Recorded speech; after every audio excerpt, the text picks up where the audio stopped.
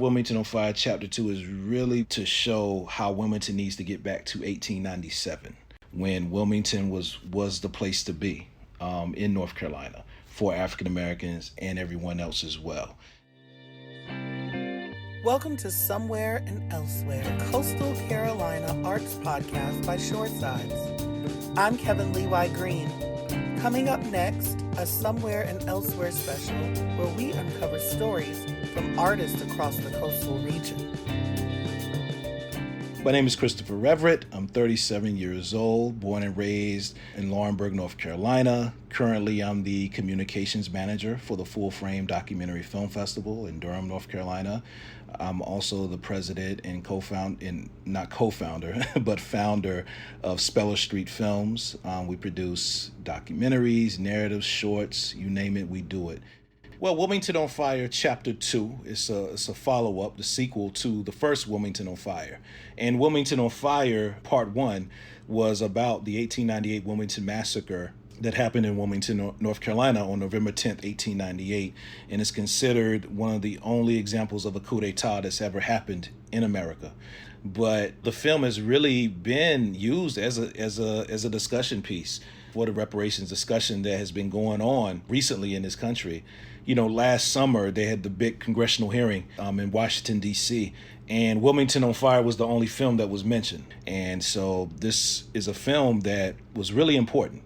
But I also knew that it really wasn't complete just doing it on the history. Because a lot of times we look at history and just say, oh, well, that was in the past. You know, it's over with, now let's move on. And so the second part is what's going on right now. It's really about a community's fight for justice and equality, in whether it's the economic realm, the political realm, and the social realm, and really trying to reverse those lasting effects of the 1898 massacre. So we have a couple of voices from the original, Kent Chatfield. We got Larry Rennie Thomas, and also Professor Sandy Darity.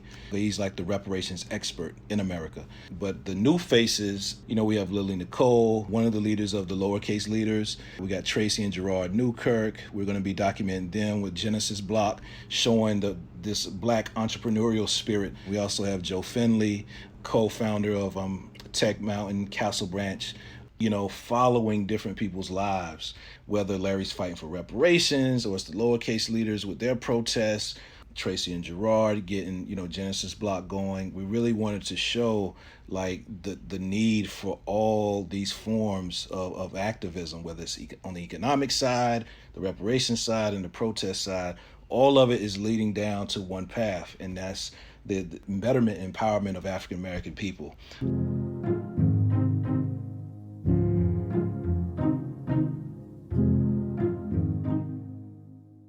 You know, I don't want people to feel like it's a Wilmington issue or problem.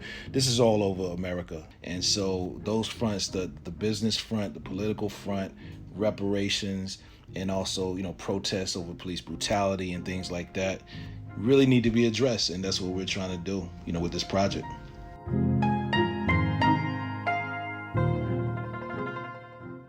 Even when I did the first one, I didn't expect for it to do anything. You know, I just wanted to get it done. And it was my first film, so it's just a lot of things. But we kind of exceeded expectations, you know, with the first one. We never knew that the first one would do what it has done. Getting certain celebrities involved. Hillary Burton Morgan from One Tree Hill. She came on to be a producer of Wilmington on Fire Chapter 2, and she's been shouting it out. But we're doing some stuff now, and we're going to be filming now until about, I would say, next May. But if people haven't even seen the film yet, they can see Wilmington on Fire, the first one, on Amazon Prime, Vimeo On Demand, and Quelle TV. I think a lot of people are more familiar with Amazon Prime. And if you have a few dollars to contribute to the campaign, just go to WilmingtonOnFire.com, WilmingtonOnFire.com. We have the link right there to Seed and Spark, or you can just go to Seed and Spark and just type in Wilmington on Fire Chapter 2. You know, we're so close. I think we're about 39% of our goal. We have to at least hit 80% by the deadline, and the deadline is August 26th. You've been listening to Somewhere and Elsewhere, a Coastal Carolina arts podcast from Working Narratives and Shoresides. Shoresides is a local journalism project serving the Coastal Carolinas and beyond. Know of a Coastal Carolina artist we should be covering? Contact us at info@shoresides.org.